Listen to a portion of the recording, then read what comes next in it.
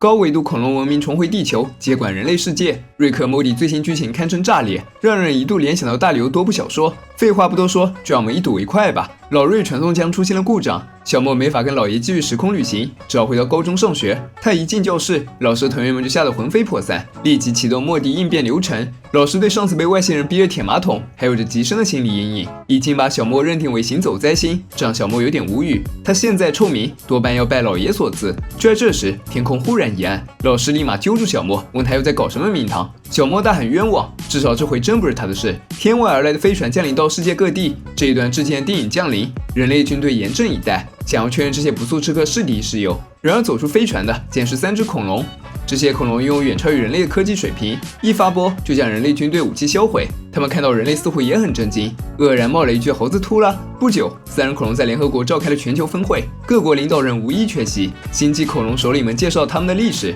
恐龙很早以前就进化到和地球达成完美平衡，于是他们重新去离开地球，深入宇宙，去帮助其他星球的文明，利用他们最顶尖的科技，帮助每一个世界茁壮成长。我们的同族在哪？三角龙问。美国总统战战兢兢地回答：都在博物馆。地球上恐龙早就灭绝了。星际恐龙们有些难过。世界上最大悲哀莫过于衣锦还乡，却发现物是人非。一群秃皮猴子接管了世界，不过这些恐龙已经进化到不会对其他文明妄加批评的高度，毕竟他们就站在顶点，看其他文明就像看牙牙学语的孩子。他们决定帮助人类接管地球，就像母亲照料婴儿一样。对你们人类来说，这就是一场永远的度假。这些恐龙的话很有煽动性，就算有少数人不肯听话，恐龙们强大科技实力也让他们不敢有过激的反抗。一夜之间，地球发生了翻天覆地的变化。恐龙负责生产、建设、服务等所有环节的事，他们给人类提供取之不尽、用之不竭的物资，货币和商品不复存在，因为所有东西都是零元购，人们不需要做任何事就能拥有需要的一切，而这种生活持续到永远。人类世界迎来大躺平时代，这对穷人而言是天大的福音，但那些制造和解决问题的大人物心理上却很难接受这样的事实。这个世界不再需要他们的声音。老瑞部分家人们也对新生活无所适从。桑美发布抖音视频没人看，人们根本用不上手机了。莫玛不用再工作，只能玩益智游戏来假装自己还有一些用处。他悲呼：难道这只有人类文明的终点？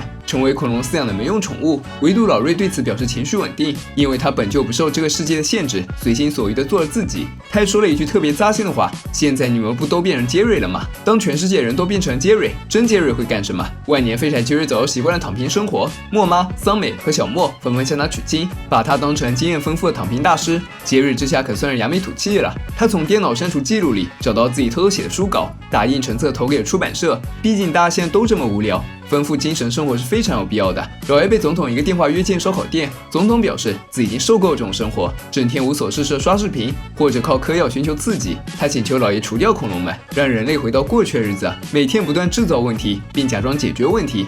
至少那样，他这个总统有事情可忙。老爷自豪地表示，他和那群恐龙才更加接近存在，所以在感情上，他更偏向于恐龙们。这时阿波暗示总统，求人办事就该拿出点诚意。总统思虑再三后说，只要老瑞摆平恐龙，就允许他主持奥斯卡之夜。双方一拍即合。老瑞找到恐龙，说他可以将他们传送到另一个地球上去。恐龙们却说，他们早就过了喜欢时空冒险阶段，经历过无数世界后，他们已经达到大道化简、返璞归真的境界。热心肠恐龙们还想帮老瑞修理传送器，并填补那个跨维度裂痕。这番话刺激到老瑞自尊心，他被传送回家后，气愤地销毁了恐龙赠送的传送手枪，决定和这些家伙杠到底。他分析恐龙的暗符手册，算出他们曾经去过其他世界，然后开着飞船一个个去拜访，企图挖出恐龙们的黑历史。既然这些恐龙喜欢占据道德高地，以济世救民的圣贤自居，他又展开舆论攻势，让他们在地球失去立足之地。好人犯下一件过错，就会毁掉他之前的所有善举。老爷显然深谙此道，挖黑料过程并不顺利。老瑞、小莫先后造访3个世界，恐龙都已经灭绝。外星居民们从陨石坑里挖出化石，按照化石拼装猜测恐龙的死因。第一个星球居民认为恐龙脑袋长在脚上，他们因为每次行走都会踩到脑子，所以灭绝。对此老瑞的评价是智障。第二个星球居民认为恐龙喜欢喝土坑里的洗澡水，对此老瑞的评价是白痴。第3个星球居民认为恐龙喜欢在土坑里玩滑滑板，这时老瑞忽然发现蹊跷，恐龙造访过3个星球，居然都发现末日陨石事件，这显然不是巧合。老瑞在陨石坑底部找到某种线索，激动抱着小莫一顿撸。地球这边，星际恐龙首领们举办了简报会，定期向人类汇报他们的工作情况，好安抚人们躺平后的焦虑心理，沟通并加深人类与恐龙的感情。恐龙表示，他们最近发现了一部新小说，推荐人们多多阅读，对尽快度过躺平焦虑期有所帮助。这本书正杰瑞投稿，杰瑞以为自己终于遇到伯乐，要变成知名作家了，结果却发现小说根本没有作者署名。他愤怒质问原因，恐龙解释说，这是全人类的共同财富，而且相信作者也不需要名利。杰瑞一听，肺都差点气炸了。这时老瑞赶回了现场，向众人公布了一个重大秘密：虽然恐龙们的本意并不邪恶，但它们的存在本身就会带来灾难。当恐龙成为越来越高层次的存在时，另一种生物就会退化成除了亨利几乎没有其他感情的石头，在宇宙中横冲直撞，尾随恐龙消灭一切生命。恐龙们得知这个情况后，一时间都感到非常挫败，他们辗转于各个星球之间，努力帮助其他文明成长，最终却招来了一次又一次的毁灭。难道命运就是这样回报他们的无私吗？活体陨石为复仇而来，瑞克要与恐龙一起赴死。更令恐龙们沮丧是，人类得知要面临灭顶之灾之后，立刻开始敌视恐龙，反恐龙浪潮一时席卷全世界。有人趁乱开始打砸抢，有人开始争权夺利，有人心满意足回到工作岗位，人类世界回归原本的样子。铺天盖地的谩骂、诋毁、质疑和嘲讽，深深伤害了恐龙们的自尊心。他们不愿意用暴力手段消灭陨石物种，于是决定永远离开，来拯救地球和人类。欢送走恐龙之后，总统遵照约定安排老瑞当奥斯卡颁奖典礼的主持人。老瑞上台时已经喝得酩酊大醉，即兴表演了奖杯砸话筒，没想到还成为了当晚的点睛之笔。闹乌龙也算是奥斯卡传统了。家人们穿上西装晚礼服来给老爷捧场。桑美告诉老爷，恐龙们走了，但没完全走。他们乖乖站在火星上等待陨石到来，似乎想集体自杀。网友们都认为这些恐龙只在博取关注罢了。杰瑞还在为恐龙没给他署名而耿耿于怀，说高人一等就该去死，这才是平衡。这话怕不是在内涵老爷。老爷当即脱下燕尾服，开着飞船赶往火星。